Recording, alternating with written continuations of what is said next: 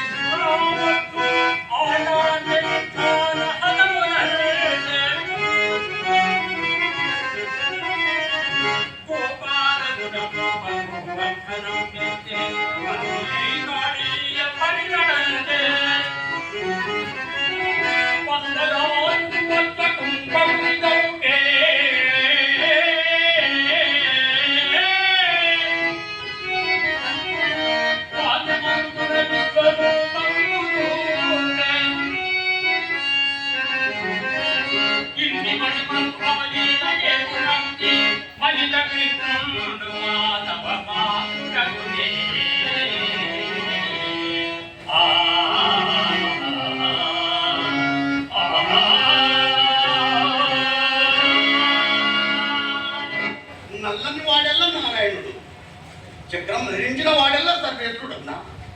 సాయుధ బలముతో శాసింపజాలు సంగ్రామ ధురంధరుడు కావచ్చు. సామధాన భేద దండోపాయములతో సామ్రాజ్యం పాలించే చండశాస్త్రుడు కావచ్చు.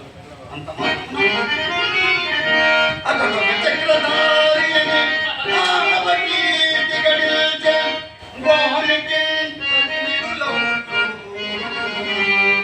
మంత్రములపై దేవుడంతూ అధిక ప్రజాలు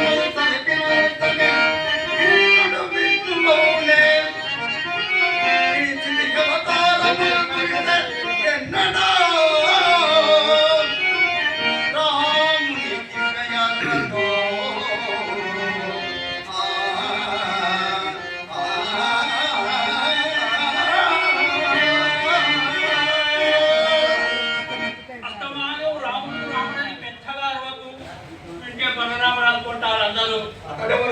శ్రీకృష్ణుని అగ్రజుడు బాలాయుధారి అంశతో అవతరించినాడు.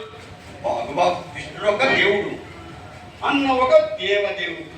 అలానే కాగడాలు వేసుకొని గ్రామాలపై పడుతున్నాడు ఆ ప్రబుద్ధుడు. కాస్త నిగ్రహించవయ్యా ఆంజనేయ, నీకేమి నిర్మానుష్యమైన ఈ గ్రంథమాలపై కూర్చుంటావు. 10 చోట్లకు పోయేవాడు, మమ్మల్ని కాస్త బ్రతకనీయవయ్యా. ఏం అంత భయపడతారు? అతడే మేతాళ మాంత్రికుడా, పాతాళ రాక్షసుడా? భయపాల ఆంజనేయ, బలరాముడు అంటే మాటల మానవాతీతుడు, భారత రాజ్యాధినేత, శత్రు సమవర్తి బలరాముడు శత్రు సమవర్తి. నా రాముడి కంటే బలవంతుడు అన్న గర్వంతో అహంకరించు ఆ బలరాముని శిరస్సు సహస్ర ఖండము బాగానే ఉంది కథ. నన్నేమి చేయమంటారు ఆంజనేయ? మీరు ద్వారకు వెళ్ళి ఆ మానవాదం అని చెప్పండి. ఏమని? పేరు మార్చి ఆ బలరాముడు నన్ను సాష్టాంగపడినా బ్రతకనిచేదా. అతడే అతడు కోపిస్తే నా ఛాయాచిత్రులు చెప్పి చూతును. వింటే అందరికీ శ్రేయస్కారం, వినకపోతే వినకపోతే ఆ దైవద్రోహి ఇంకా భూమిపై బ్రతకగలరా? ఇదంతా తిరిగి పెద్ద గాలివాన ఏటట్టున్నది. ఆయన సంగ్రామానికైనా సమాధానానికైనా మీరిద్దరు సర్వ సమర్థులు. నేనేమో సందేశం చెప్పే సంచారిని. క్రియ కొట్టేసరికి ఏ ప్రమాదం నన్ను పాత్రుని చేస్తాడు.